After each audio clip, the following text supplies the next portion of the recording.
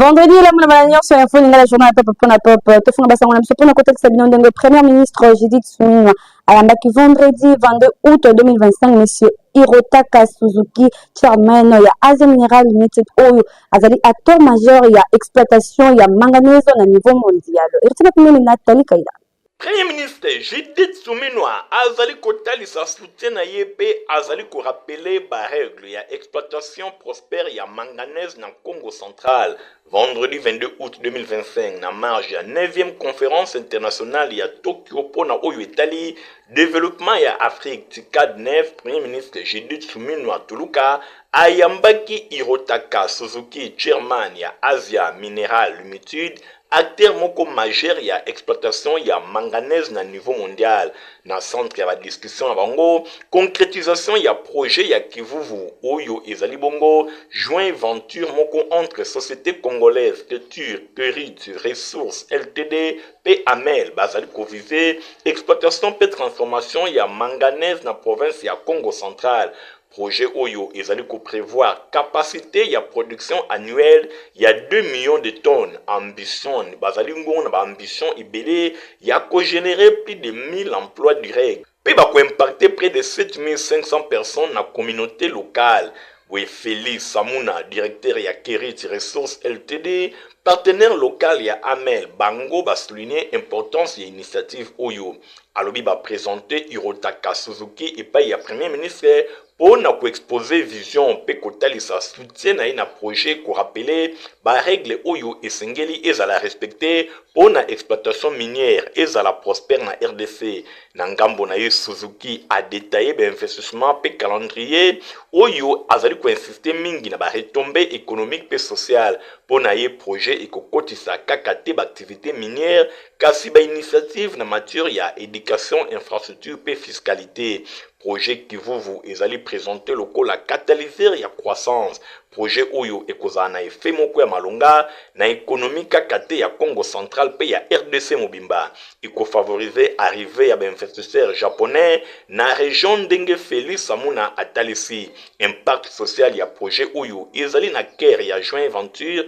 Outre 1000 emplois directs et Zélamine, Kerit P. Amel, Bango bazali ko prévoir création y a un centre de formation, P. y a un projet y a élevage, P. y a développement agricole et ko contribuer mingi na diversification économique y a Congo central, batalike et koki ko dépasser 1000 emplois. Balobi ambition na bango ezali ko kotisa 7500 personnes na zélé ya misala pe d'activité oyo ekolandana na contribution moko considérable à développement communautaire ndenge Samuna atalisi partenariat entre RDC na Japon ezali kotalisa dynamique ya coopération gagnant-gagnant na ndenge ya vision ya gouvernement ya RDC ya kotombo la investissement responsable pe porteur ya croissance.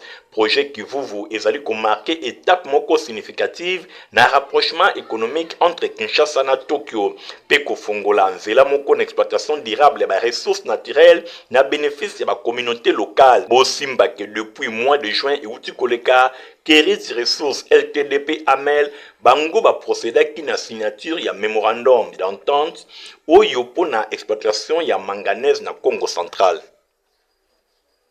Ministre ya Infrastructure, Travaux publics et Reconstruction John Banzalinda ayambaki jeudi 21 août na cabinet na ye ya Mosala comité dirigeant ya office de route oyo bayaki ko exposer ba dossier na bango epai ya ministre Christian Kengbeni reportage. Ministre d'infrastructure, travaux publics, ITPR na Mokuse, John Banzalunda ayambaki na audience jeudi 21 août 2025 comité dirigeant ya office des routes ezalaki bongo na cabinet na ya Mosala na commune ya Gombe na katikati ya masolo na bango to ba échange na bango président ya conseil d'administration ya office des routes Dieudonné Chingombe atalisaki vieillissement ba matériel ya génie civil pe faible financement oyo azali kosenga ezali bongo na ba limite pambate efficacité ya Mosala to ba intervention ya office des routes ezali vraiment limité.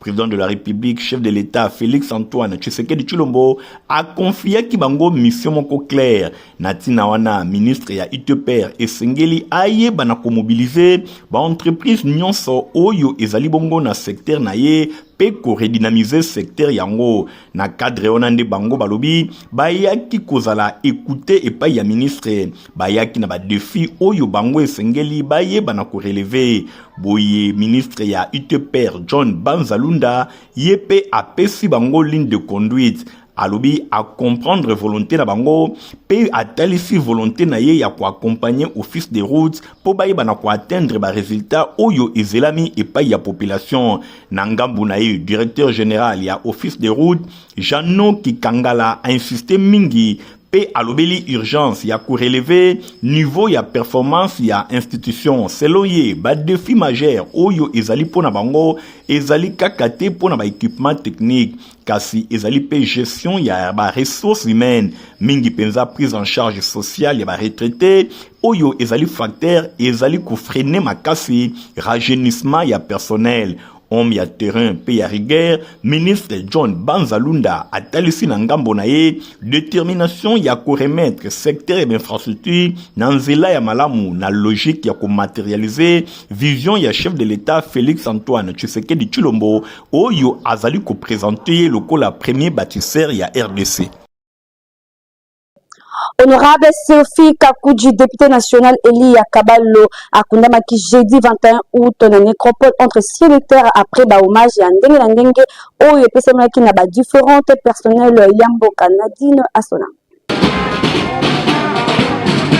Akufaki depuis Boutou ya jeudi, comme vendredi le 8 août 2025, Ezabongo, honorable Sophie Kakouji, élie à circonscription électorale ya Kabalo, na province ya Tanganyika.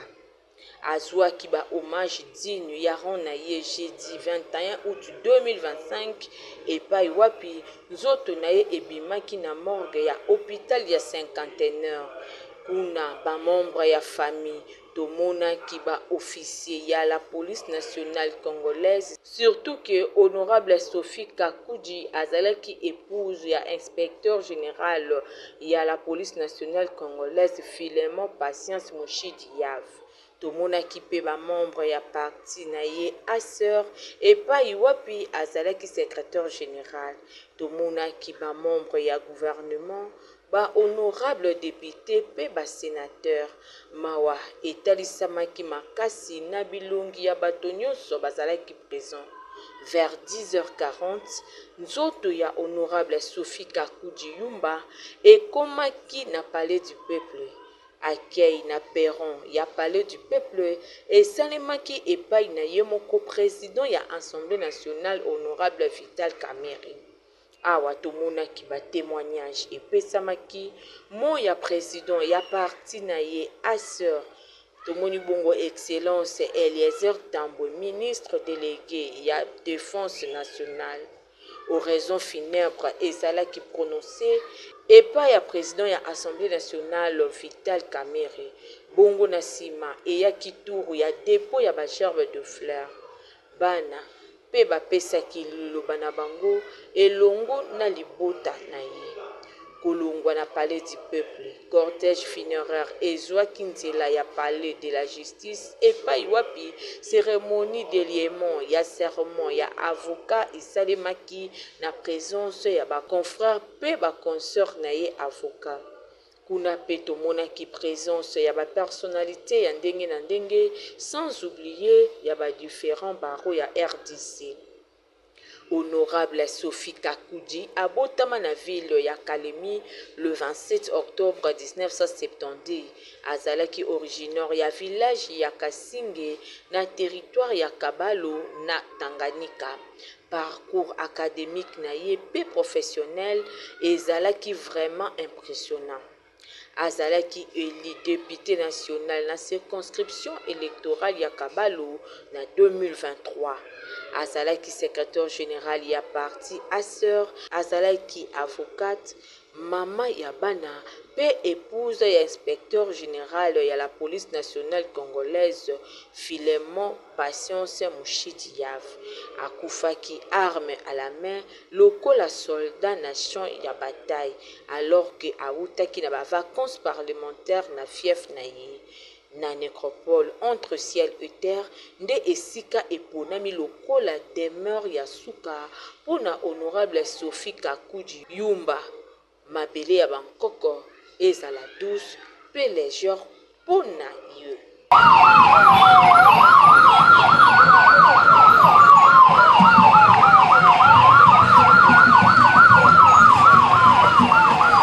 Secrétaire exécutif provincial ya Union congolaise ya ville ya Kinshasa Brèche Engali Obama azoko bakse ko implanter iko bisika nyonso surtout na système ya mardi malongi bola na résumé elongo na rythme pime de Fabrice Lundombi.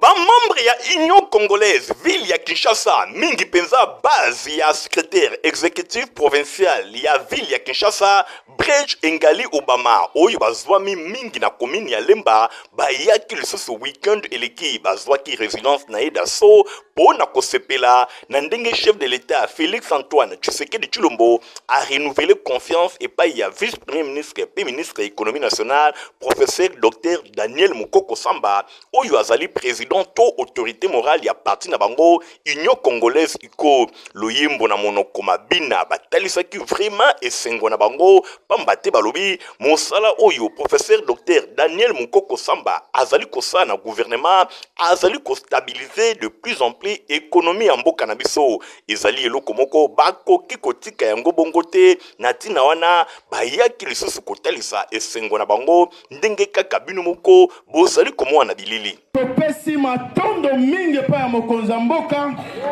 oyo a renouvelé lisusu confiance na ye et pas ya notre autorité morale le professeur Dr Daniel Mukoko. Topesi lisusu félicitations et pas à notre autorité morale le professeur Dr Daniel Mukoko Samba. Notre autorité morale a zolité pour biloko akoye sala nini ekita a stabiliser dollar biso tomoni mboka za na guerre mais banda gouvernement na bango ekotaki dollar etikali komata bazo bunda lisusu po dollar esala nini ekita Bosimba pe boyi baketo monaki présence remarquée ya Mbuta Alphonse oyo azali directeur ya cabinet na secrétariat permanent yepe azwaki maloba pona kote ya bana ya Union congolaise alobi moko na moko esengeli asomba carte moko na moko esengeli alakisa vraiment ke azali mwana ya Union congolaise bisika nyonso esengeli carte na ye ezala opération somba carte ezali eloko moko ya motuya pona bana nyonso ya Union congolaise tochaki opération somba pe lakisa carte na yo Bosimba pe boye bakemilulu oyo ezalaki vraiment riche en couleur bazwaki pe don moko ya kafu ya bafle moko ya munene pe ba écharpe elongo na biloko ya ndenge na ndenge ezali don ya conseiller tite apesi pona ba membre nyonso ya uko ya ville ya Kinshasa basalaka ba réunion na ndenge ya malamu pe visibilité ya parti ezalaka na ndenge moko ya kosakana te ni don ya bafle mutasali biso yango ezali conseiller Tite azali na cabinet ya vice premier ministre ya économie alobi tozo salaka ba réunion lokwa bato bazo zale belé apesi biso bafle oyo po bafle oyo soki tozo lobata mutaza kuna ayoka tokosenge pa yi nzamba sala nini nyonso elikaki vraiment kitoko résidence ya Brèche Engali Obama secrétaire exécutif provincial ya Ukoville ya Kinshasa eyindaki na ndenge ya kosakana te kolia komela ezalaki vraiment au rendez-vous ambiance ya fête ezalaki total pona kotalisa esengo ya bana Ukoville ya Kinshasa président national na bango professeur Daniel Mukoko Samba azali reconduit pe bazangaki te na occasion ko remercier chef de l'État Félix Antoine Tshisekedi Tshilombo oyo azali kokoba kopesa confiance na président national na bango professeur Dr Daniel Mukoko Samba. Bateki ya bavivre frais ya ville ya Kikwit na province ya Kwilu bamanifestaki kanda moko makasi jeudi 21 août contre responsable ya chambre froide ndenge bazomatisa biloko bolanda reportage oyo reporter na biso ya Kikwit basali mpona bino. ezalaki ya koyina na tongo ya jeudi 21 août 2025 na ville basse na ville ya Kikwit. Bateki ya ba vivre frais ba manifestaki kanda na bango contre ba chambre froide ya ba expatrié, précisément ya ba indien oyo bazo matisa prix ya biloko chaque jour. Selon ba mama ya Wenze, carton ya mpio dina tableau eza na 176 000 francs congolais. Mais na kati bazo tekela bango na 196 000 francs congolais.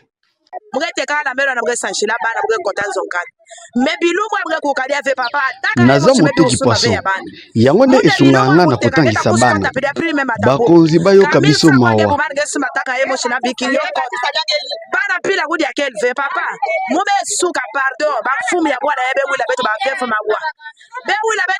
bakonzi bayoka biso mawa tala miniti oyo nazozonga na karton ya pamba nayebi te bana bakolia nini bobongisela biso prix oyo ekoki kotikala stable po chaque jour baprix ezochange.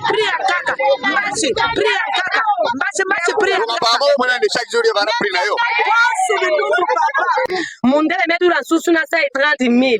Tangi metu la susu na 10 000. Nge basa bongi kwa sa 20 000. Bo jimi na gefu wangi ngeta kwa yakana na wapi sa munge yiga. Mundele ya iba enje ya na ba shino staff abetu na Congo. Yo na bete trane. Bo kiti sa prix mete na bilu magere solution. Na ba mindele ba katila ba priya ba fatia ba retul. Bo tatinda la mena po yakana Kinshasa. Direction na bango na Kinshasa bazotinda biloko na ba prix misusu. Kasi awa mundele oyo azomatisa biloko chaque jour epuis baprix yango ezalaka stable te. Bakonzi tokabaza susi ba mama mibali magasi na mbongo te ba mama nde basima ndako soki ba mama basimi ndako te biso mibali tozana valeur te alors ayo basusi ba mama nde asimi ndako mpona bana biso mibali bongo eza susi bana batanga na nsima ya ba mama vraiment leta na biso oyo asusi ba mama. Selon la source ya Info Lingala na chambre froide de Tokon, ba préciser que 20 000 francs de plus wana eza ba manigance ya mundele oyo atalaka bango. Yango tozotuna baja ya service ya économie na ville ya Kikwit. Musala na bino nini? Po biloko ya boye eza kitoko te?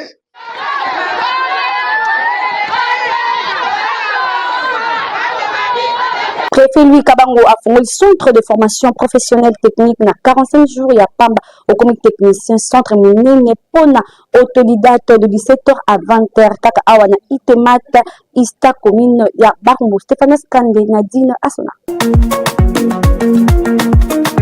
Tango ya koyekola esili nanu te yoka sango oyo na memeli bino bato nyonso oyo botanga déjà 6e de humanité kasi nanu bozwa diplôme d'état te itemat ndolo na ista batie na disposition na bino centre de formation ya ba autodidacte na domaine technique esengeli boyebake adresse eza kaka moko pona kobima ingénieur ya solo itemat ista bazali na ba formateur très qualifié na domaine technique nyonso lokola aviation civile, mécanique générale, électricité générale, électronique industrielle, radiotransmission et commutation, option ya construction P ezali na pointe.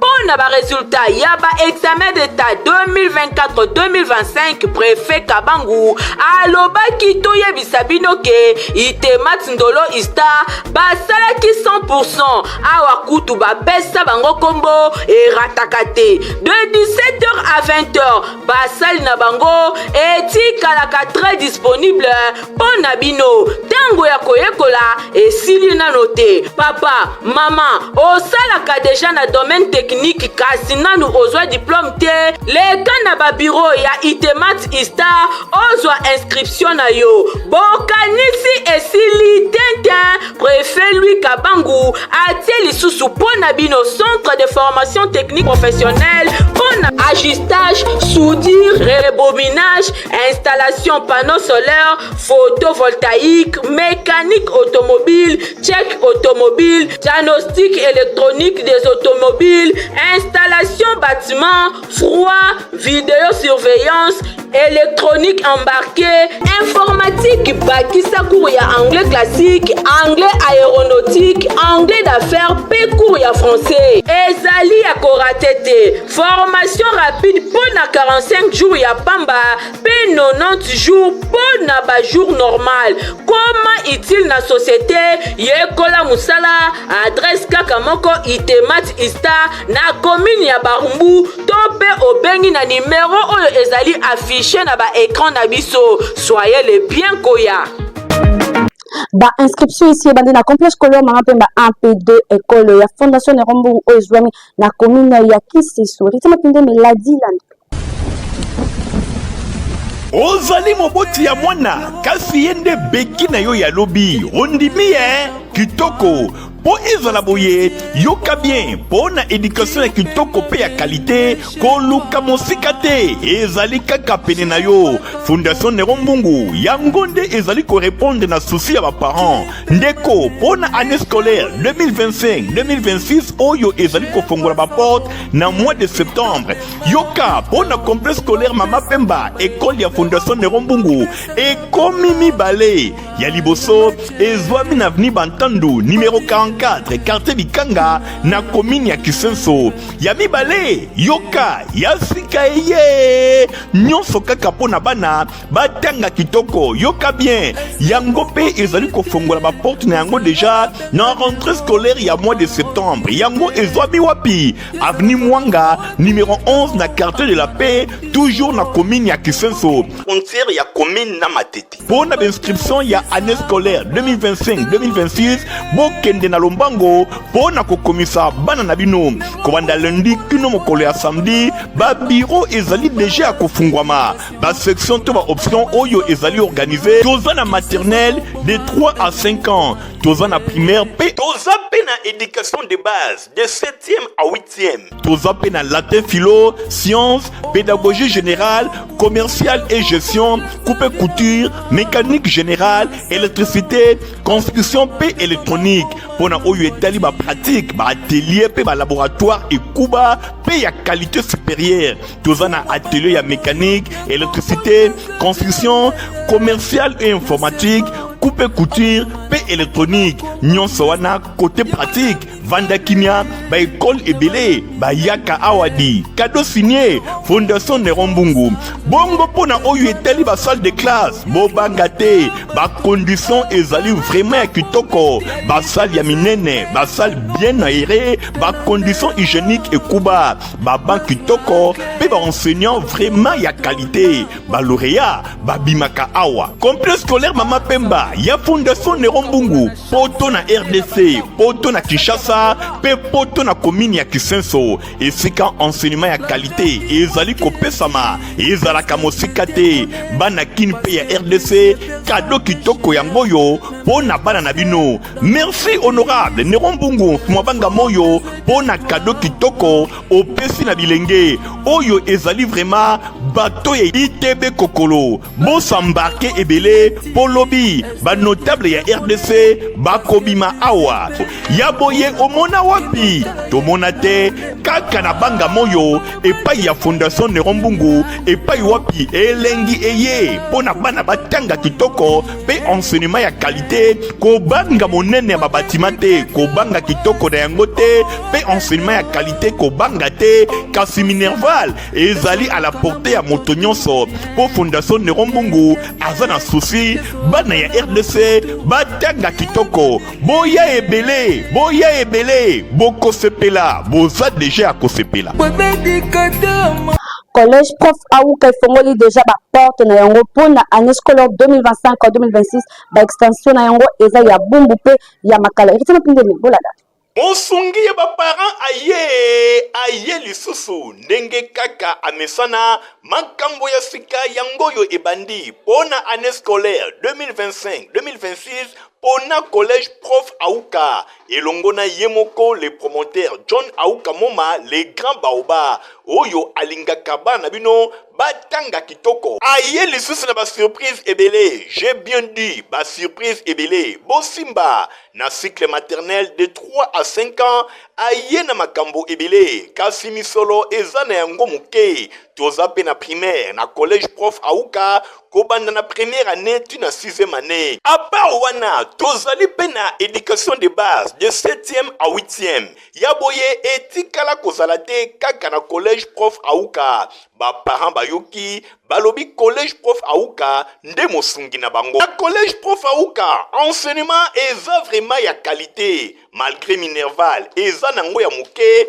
prix ya nyampoul pe ya gratana kasi enseignement ekuba. Papa, mama, yoka kitoko, kobanga kitoko ya bâtiment oyo ekuba te. Nyonso to Minerval ezali à la portée na bino nyonso. Kasi mwana akoki kotanga na ndenge ya kitoko. Inscription eza nango ya ofele. Esi ebandaki déjà ezali kosalema chaque jour de 8h à 16h. Okotuna ngai collège prof auka ezwami wapi. Yoka bien kanga adresse oyo. Collège prof auka ezwami na commune ya Bumbu mingi penza na avenue Luyeye numéro 9A na route Elengesa pene ya Wenze ya likolo ya Makala. Mosusu pe ezwami na avenue Nkolo numéro 36 pene ya le destin topé na direction ya souci MM. Enseignement ezali vraiment ya qualité pour ba enseignant bazali très qualifié. John Aouka Moma le grand baoba azali kosangisa expérience et longo na jeunesse. Kuna pe ba classe ezali bien aéré ba salle de classe ba condition kaka ndenge UNESCO azali kosepela. Kuna vraiment ba condition ya kitoko kasi Minerval ya muke ndenge yemoko promoteur John Aouka Moma le grand baoba alobi. Sengi kaka na maboti bo ya na 40 000 pour la primaire, 45 000 pour la maternelle, et 48 000 pour la 7e et 8e. Wana ezali ba compte oyo tolingi kozala ngo bossa na bandeli année scolaire qui les 30 septembre peut être biso to faire fonctionner l'école. Bosimba pe boyeba ke wana ezali a compte kasi ba monta misusu etikali ba parents bo bangate e kozala discuter na mois d'octobre mingi penza na début na yango entre comité de gestion ya collège prof auka et longo na ba parents e kozala na yango eloko moke kaka ndenge amesana. Na collège prof auka ba élève basalaka ba visite guidée bisika ebele po na kofongola ba mémoire na bango. Papa, mama, na misolo muke mwana atangi kitoko pe asilisi na mystique ya fourmi po azala utile na société. Bosimba ke ba notable ya lobby ya RDC bakobima awa, ba lauréat babimaka awa. Collège prof auka yende mosungi ya bana. Collège prof auka yende champion. Protiva pezali poto kitoko pona bana na bino bazala en bonne santé. Protivap encore et toujours. Oyo mama bituna tuna ayeba kateti rero apesa mwana ye bire. Ebe na santé kitoko boye. Olesaka ye nini? Aliaka Protivap. Soka ba mama nyonso batimbe ya Protivap poto kitoko pona ba bébé pro. Mama soma ye. Mwana na ngai depuis abanda kolia akoli boye. Aliaka kaka Protivap. Protivap. Protéine, vitamine, énergie. Azama yele na classe abelaka te alimbaka te. Ba maman, félicitations na bokoneri bana. Protivap, facile à digérer et nourrissant. Ezana, protéines, vitamines et énergie. Hey, bébé na yo kitoko ninyo esaka. Ma ba ingaka ngo, sate kitoko nzoto makasi. Matemi disa, mama detsa mwana. Sukana mbimbi, oye sukana mbimbi. Protivap, pro bébé pro. Produit par Chris SAR. Bolanda prévision climatique. Bolanda prévision climatique pour le mois de septembre et octobre ndenge metel 7 à PCB. Mbote na bino nyonso pe boye bulamu na prévision climatique saisonnière pour le mois de septembre et octobre 2025. Évolution ya climat na période oyo etalisike ba précipitation excédentaire, c'est-à-dire ba mvula ya makasi ezali annoncé na partie nord-est ya République démocratique du Congo. Mingi penza na bamboka lokola Wacha, Bunia, Butembo, Kisangani, Buta, pe ville ya Goma. Natina wana na majeure partie ya République démocratique du Congo, bamvula ekozala pene ya normal. C'est-à-dire na partie sud ya République démocratique du Congo, bamvula ekozala vraiment faible na niveau ya ville ya Kolwezi, Likasi, pe lubudi pona mois ya septembre pe octobre 2025. Soki bolingi ba détail mosusu esengeli koleka na Metelsat. Merci na bino nyonso. bozalaki ebele mpona kolanda info linga la journal ya peuple mpona peuple soki bosepelaki na yango merci na Christian Kingabe ozalaki na nsima ya caméra pe ya montage concours redactionnel ya grâce po basupervise epai ya héritier Mapinde Mbenga na bino tokutani na mokolo ezali koya. Au revoir.